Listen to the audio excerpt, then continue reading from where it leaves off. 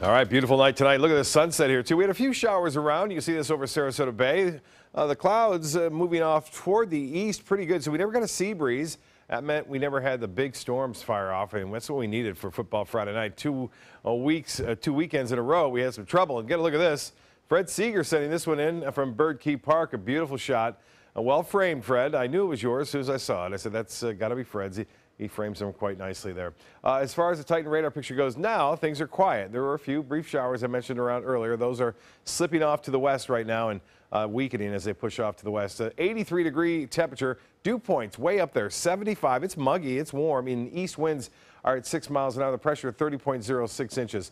The high today, there it is, 95 degrees. That is actually tied a record of 95 set back in 1951, and 78 was the morning low. That started off very well, much above average. No rainfall report today, and we're below average now for the month, if you can believe that. 73 in Jacksonville, it's cooler there. 82 in Miami, and 82 degrees into Key West. And temperatures around the area all pretty much in the low 80s. The Gulf of Mexico at 84 degrees, 79 in Sebring, and 78 now into Avon Park. Now, as far as the satellite imagery goes, we have a low pressure area here, just kind of popped up. It's invest in 92, and it continues to rotate off toward the west. Now, there's an upper level low right here, and that's creating enough shear that the Hurricane Center had this at 40% of development.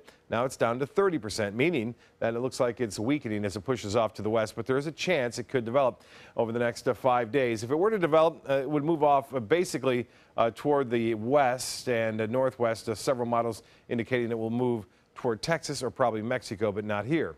Elsewhere in the tropics, we're watching this large cluster of showers and storms getting better organized tonight. In fact, the National Hurricane Center puts this at 90% of developing into the next storm. More than likely, it will become Ian over the weekend, but this will track off basically into the open waters of the Atlantic. And we have another system just to the northeast of San Juan. That, too, doesn't have much of a chance, only 10% chance of developing. And if it were to develop, more than likely heading off toward the Carolinas. And there's where Ian will more than likely go into the open waters of the Atlantic, just the way we like to see it. Now, as far as the satellite imagery goes, you can see pretty good activity this evening across parts of the central Atlantic, starting to look a little bit more organized there.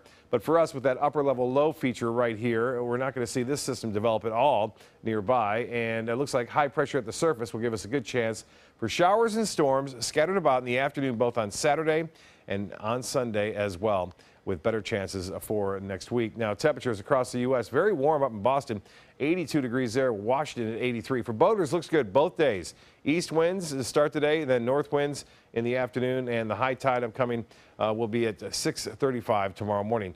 Tonight, isolated showers mainly over for the most part, and 75 for your low. Tomorrow, another warm afternoon, above average. The extended forecast calls for temperatures to stay above seasonal averages with a good chance for rain.